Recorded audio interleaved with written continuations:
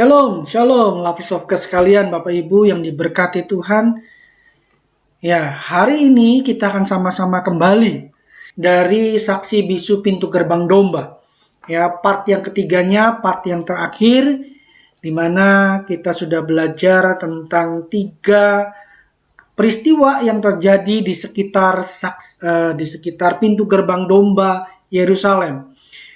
Nah, hari ini kita akan bahas yang ketiga, peristiwa yang ketiga, yaitu mati martirnya Stefanus. Nah, kalau di part yang ke-1 kita sudah sama-sama tahu bahwa gerbang domba dikenal dengan beberapa nama, yaitu gerbang domba. Yang pertama gerbang domba, yang kedua gerbang singa atau Lion Gate, yang ketiga yaitu dikenal juga dengan nama gerbang Stefanus.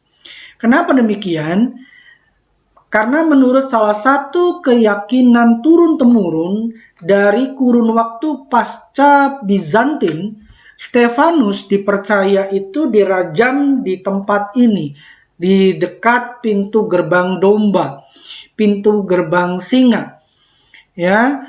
Nah, jadi gerbang domba itu juga adalah saksi bisu dari peristiwa mati martirnya Stefanus. Sekedar mengingatkan kembali tentang saksi bisu gerbang domba, kalau di part 1 kita sudah sama-sama belajar bahwa Yesus pun menggenapi peraturan pengorbanan domba penebus salah, yaitu harus melalui pintu gerbang domba. Part yang kedua, kita juga sama-sama belajar tentang mujizat kolam Bethesda yang disaksikan oleh gerbang domba juga. Kali ini, yaitu di part 3, kita akan belajar tentang mati martirnya seorang murid Kristus yang bernama Stefanus.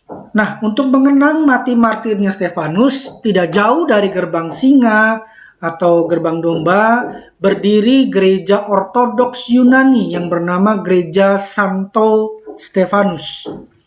Pertanyaannya begini, yuk supaya kita tidak salah tafsir nih, Stefanus yang seperti apa? Stefanus yang mana? Ya, karena bisa saja satu nama tapi oknum atau orang yang berbeda. Yuk kita samakan dulu persepsinya. Stefanus yang seperti apa yang mati dirajam? Yang pertama, Stefanus yang di sini adalah salah seorang yang diangkat untuk melayani diakonia, pelayanan diakonia. Kisah 6 ayat 1 sampai yang kelima di situ berkata, pada masa itu ketika jumlah murid makin bertambah, timbullah sungut-sungut di antara orang-orang Yahudi yang berbahasa Yunani terhadap orang-orang Ibrani, karena pembagian kepada janda-janda mereka diabaikan dalam pelayanan sehari-hari. Berhubung dengan itu, kedua belas rasul itu memanggil semua murid dan berkata, kami tidak merasa puas karena kami melalaikan firman Allah untuk melayani meja. Karena itu saudara-saudara, pilihlah 7 orang dari antaramu yang terkenal baik dan yang penuh roh hikmat, supaya kami mengangkat mereka untuk tugas itu. Dan supaya kami sendiri dapat memusatkan pikiran dalam doa dan pelayanan firman. Usul itu diterima baik oleh seluruh jemaat. Lalu mereka memilih Stefanus, seorang yang penuh iman dan Roh Kudus, dan Filipus, Prokorus, Nikanor, Timon, Parmenas, dan Nikolaus, seorang penganut agama Yahudi dari Antioquia. Jadi Stefanus ini yang mati dirajam ini adalah seorang yang diangkat untuk melayani pelayanan diakonia. Dan yang kedua, siapa Stefanus ini? Yaitu seorang pelayan Tuhan yang terkenal baik, penuh roh dan hikmat, penuh iman. Dari mana kita tahu? Kisah 6 ayat 3 dan 5a menjelaskannya buat kita. Karena itu saudara-saudara, pilihlah 7 orang dari antaramu yang terkenal baik. 1, terkenal baik. 2, dan yang penuh roh dan hikmat, supaya kami mengangkat untuk tugas itu. Usul itu diterima baik oleh seluruh jemaat. Lalu mereka memilih Stefanus, seorang yang penuh iman dan Roh Kudus. Jadi Stefanus yang mati di rajam ini adalah seorang pelayan Tuhan yang terkenal baik, penuh roh dan hikmat dan penuh iman. Nah, lalu seperti apa peristiwa martirnya Stefanus itu sendiri? Ya, peristiwanya dapat kita baca dalam Kisah 6 ayat yang ke-10 sampai Kisah 7 ayat yang ke-60. Karena panjang sekali, jadi saya akan coba persingkat, saya akan coba menjelaskannya buat lovers of God sekalian. Kisahnya seperti ini. Stefanus sebelum mati martir, dia sempat difitnah oleh beberapa orang yang menghasut bahwa Stefanus itu menghujat Musa dan Allah. Akibat fitnahan ini, Stefanus diperhadapkan dalam sidang Mahkamah Agama.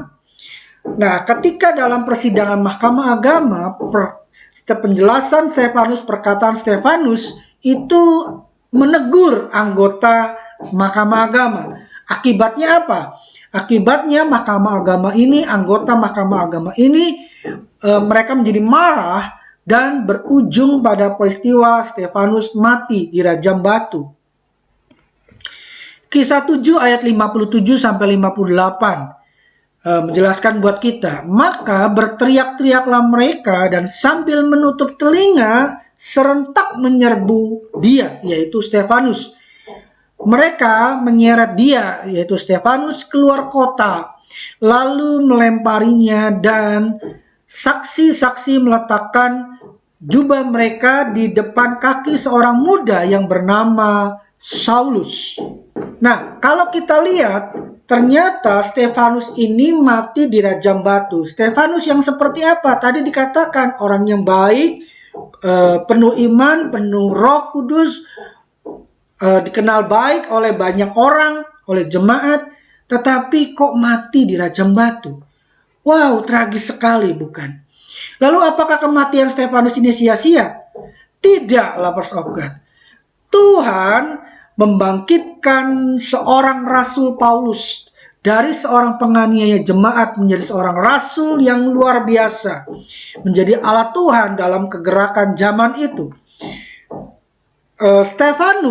Darah Stefanus itu tidak tercurah dengan sia-sia. Kenapa? Karena akibat adanya darah akibat mati martirnya Stefanus ini, Tuhan bangkitkan seorang rasul baru yang bernama Rasul Paulus dari seorang yang bernama Saulus, seorang penganiaya jemaat.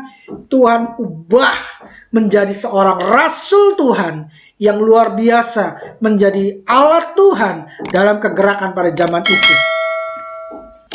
Kisah 7 ayat yang ke-58 tadi berkata, mereka menyeret dia keluar kota Yerusalem. Yerusalem itu ada tembok Yerusalem, ya, dan mereka menyeret keluar melalui gerbang domba, lalu melemparinya, dan saksi-saksi meletakkan jubah mereka di depan kaki seorang muda yang bernama Saulus. Lalu Filipi 3 ayat 6 sampai 8 berkata tentang kegiatan aku sebagai penganiaya jemaat. Ini adalah pengakuan dari Rasul Paulus sendiri.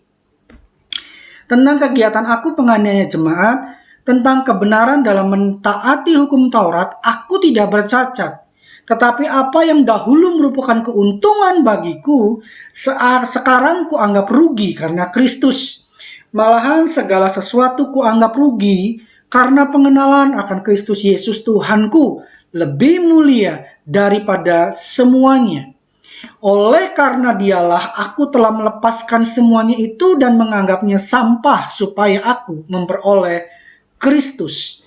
Jadi kematian Stefanus ini tidak sia-sia. Ya, kematian Stefanus ini ibarat benih yang ditanam lalu menghasilkan seorang Rasul Paulus. Menghasilkan seorang Rasul Paulus yang dipakai Tuhan menjadi alat Tuhan yang luar biasa. Bahkan Bahkan Paulus yang sebelumnya namanya adalah Saulus, dia adalah seorang muda yang mentaati hukum Tauratnya luar biasa. Dikatakan tadi dia tidak bercacat. Karena memang dia adalah seorang ahli Taurat yang di bawah penggembalaan dalam didikan seorang rabi besar yang bernama Gamaliel. Ya, dia luar biasa sekali sebagai ahli Taurat. Tetapi Tuhan jamah, Tuhan ubahkan dia menjadi alat Tuhan, menjadi alat kegerakan pada zaman itu. Nah, pelajaran apa yang bisa kita dapatkan dari peristiwa mati martirnya Stefanus? Ya, peristiwa apa? Yang pertama, Yesus menggenapi janjinya untuk menyertai kita sampai pada akhir zaman. Ya, kalau Matius 28 ayat yang ke-20, Yesus berkata, "Dan ketahuilah, aku," kata Tuhan Yesus, "menyertai kamu sampai kepada akhir zaman." Nah, dari Matius 28 tadi, ini adalah janji Tuhan sendiri bahwa Tuhan akan menyertai kita, menyertai setiap kita, orang percaya, anak-anak Tuhan, sampai pada akhir zaman. Nah, peristiwa mati martirnya Stefanus ini membuktikan bahwa Tuhan itu menggenapi akan janjinya. Dari mana kita tahu? Kisah 7 ayat 55 sampai 56. Tetapi Stefanus yang penuh dengan Roh Kudus menatap ke langit, lalu melihat kemuliaan Allah dan Yesus berdiri di sebelah kanan Allah. Lalu katanya, "Sungguh aku melihat langit terbuka dan Anak Manusia berdiri di sebelah kanan Allah." Dari sini kita tarik kesimpulan bahwa ketika Stefanus mati di rajam batu, Yesus bukan tidak peduli dengan kematian Stefanus, tetapi dia hadir di situ. Dia berdiri dan menatap kepada Stefanus dan memberi semangat kepada Stefanus. Karena Tuhan berjanji, dia tidak akan meninggalkan kita sampai akhir zaman. Peristiwa Stefanus ini mati dirajam membuktikan bahwa sungguh janji Tuhan itu ya dan amin. Kalau Yesus berjanji akan menyertai Anda dan saya, menyertai kita sampai akhir zaman, itu pasti dia genapi. Kenapa? Peristiwa mati martirnya Stefanus sudah membuktikannya buat kita. Haleluya, haleluya. Pelajaran yang kedua yang bisa kita pelajari, yaitu Yesus menghargai kematian orang percaya. Karena Yesus menghargai kematian orang percaya, makanya Yesus menyambut roh Stefanus yang meninggal dalam Tuhan. Ya, ayat yang ke-56 kisah 7 berkata, "Sungguh aku melihat langit terbuka dan Anak Manusia berdiri di sebelah kanan Allah." Nah, ayat yang ke-59 berkata, "Sedang mereka melemparinya, Stefanus berdoa, katanya, 'Ya Tuhan Yesus, terimalah rohku.'" Stefanus berkata, "Terimalah rohku." Kenapa? Karena Stefanus melihat Yesus ada di depan dia. Yesus sedang menatap Stefanus. Ngapain? Karena Tuhan Yesus sedang menyambut, menghargai kematian Stefanus. Jadi ini yang perlu kita perhatikan, lovers of God. Cara mati itu tidak menentukan kita disambut Yesus atau tidak. Mungkin ada yang bilang, "Wah, matinya tragis, pasti dia masuk neraka." Belum tentu.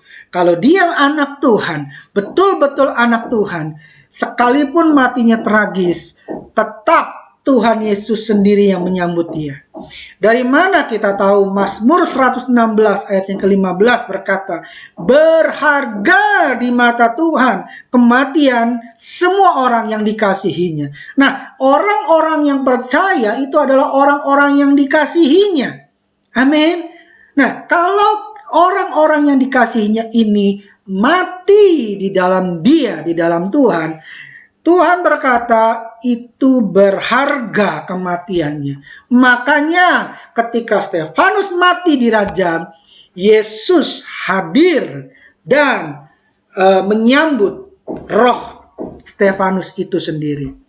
Ya, Alkitab The Message Mazmur 116 menerangkan, when they arrive at the gates of death, God welcomes those who love Him. Artinya, ketika orang-orang yang mati dalam Tuhan, orang-orang yang mengasihi Tuhan, itu sampai pada namanya gerbang kematian, Tuhan sendiri yang menyambutnya. Oh, haleluya, haleluya. Jadi, dari kematian Stefanus, kita belajar bahwa orang yang mati di dalam Tuhan, orang yang meninggal di dalam Tuhan, Tuhan sendiri yang menyambutnya. Amin, haleluya. Jadi yuk mari, jangan kita punya asumsi bahwa ketika orang-orang yang mati dalam keadaan tragis, itu dia matinya tidak disambut Tuhan. No, bukan lovers of God. Jadi kalau ada anak-anak Tuhan yang matinya sekalipun tanda kutip tragis, tetap Tuhan izinkan itu. Dan Tuhan juga menyambut dia. Amin. Haleluya, haleluya. Ini sesuai janjinya bahwa Yesus akan menjemput kita untuk membawa kita ke tempatnya agar kita bersama-sama dengan dia selalu. Dari mana kita tahu? Yohanes 14 ayat yang kedua berkata, di rumah Bapakku banyak tempat tinggal. Jika tidak demikian, tentu aku mengatakannya kepadamu. Sebab aku pergi ke situ untuk menyediakan tempat bagimu. Dan apabila aku telah pergi ke situ dan telah menyediakan tempat bagimu, aku, kata Tuhan Yesus, akan datang kembali dan membawa kamu ke tempatku, supaya di tempat di mana aku berada, kamu pun berada. Apa artinya inilah lovers of God? Artinya Tuhan menyediakan tempat bagi kita. Jadi ketika kita meninggal, itu artinya tempat atau rumah kita di sorga itu sudah jadi. Dan ketika rumah kita di sorga sudah jadi, ya, Tuhan sendiri yang menyambut kita. Di mana? Di gerbang kematian. Perpindahan dari alam fana kepada alam kekekalan. Yesus sendiri yang menyambutnya. Nah, jadi pastikan lovers of God bahwa pastikan bahwa Anda sudah di dalam Dia, di dalam Yesus Tuhan. Karena ketika Anda sudah di dalam Yesus Tuhan, ketika Anda berpindah dari alam baka, alam fana ini kepada alam kekekalan, maka Yesus sendiri, Tuhan sendiri yang menyambut Anda di pintu gerbang kematian itu. Wow, haleluya. Ketika Yesus sendiri yang menjemput Anda, kemana kira-kira kita akan berada? Sudah tahu kan? Tuhan tinggalnya di sorga. Kalau Tuhan menjemput kita, pasti kita pun akan masuk sorga. Jadi mari pastikan, sekali lagi, pastikan setiap Anda sudah menerima Yesus sebagai Tuhan dan Juru Selamat, untuk memastikan Anda di dalam Dia. Amin. Haleluya, haleluya. Pelajaran yang ketiga yang kita bisa pelajari, Stefanus mengamalkan perintah Yesus untuk mengampuni seperti teladan Yesus sendiri. Ya, Stefanus berkata dalam Kisah 7 ayat yang ke-60, sambil berlutut ia, yaitu Stefanus, berseru dengan suara nyaring, Tuhan, janganlah tanggungkan dosa ini kepada mereka. Dan dengan perkataan itu meninggallah ia. Kenapa Stefanus berdoa seperti itu? Dia melakukan perintah Yesus. Perintah Yesus yang mana? Untuk mengampuni. Kenapa? Karena Stefanus melihat Yesus pun mengajarkan teladan itu. Stefanus melihat Yesus sudah memberi teladan, makanya Stefanus pun melakukan perintah itu. Lukas 23 ayat yang ke-34 bagian A berkata, Yesus berkata, Bapa, ya Bapa, ampunilah mereka, sebab mereka tidak tahu apa yang mereka perbuat. Nah, Yesus mengajarkan, Yesus mengampuni dosa-dosa mereka.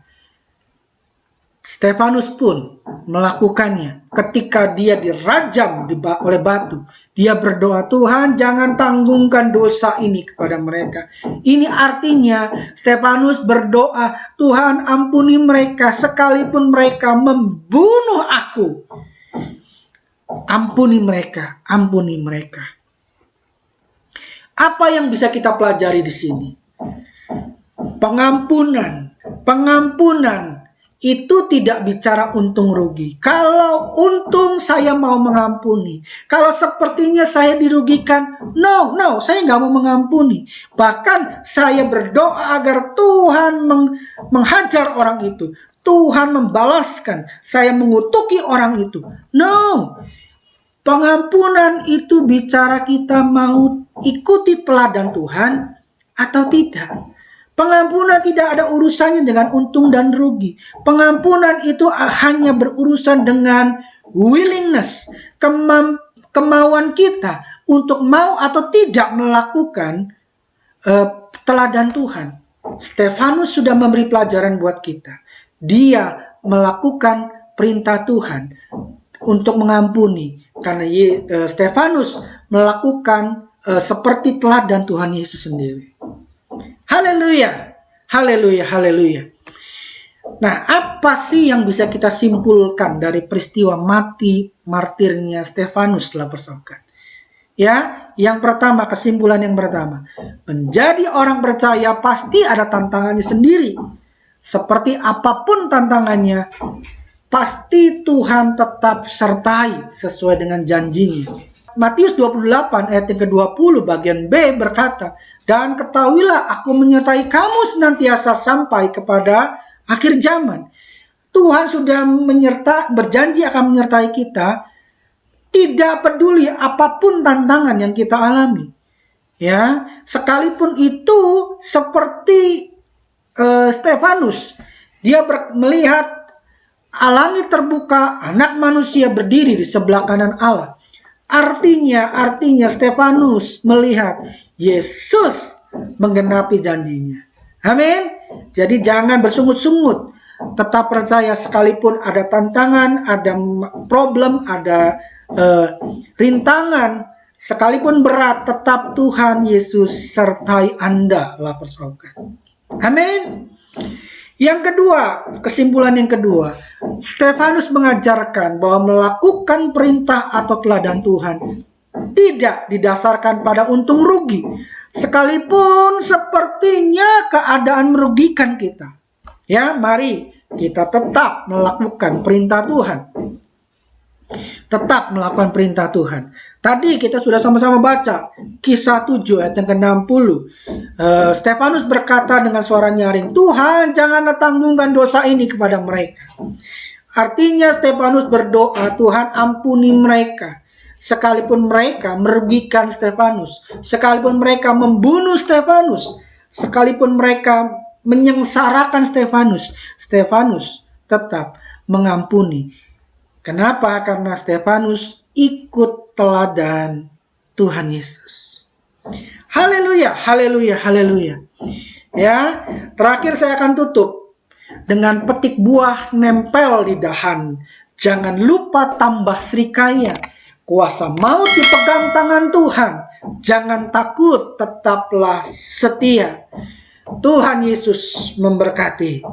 Shalom, sampai minggu depan kita akan terus belajar dalam topik-topik yang baru. Ya, jadi pastikan bagi Anda yang belum subscribe, mari silakan subscribe, like, share video-video ini agar berkat-berkat Anda bukan hanya Anda yang nikmati, tetapi juga orang lain. Mari share ke kerabat, keluarga, kolega, biar mereka pun dijamah Tuhan, dikuatkan, karena mereka butuh kekuatan hari-hari ini. Nantikan episode-episode berikutnya. Tuhan Yesus memberkati. God bless you.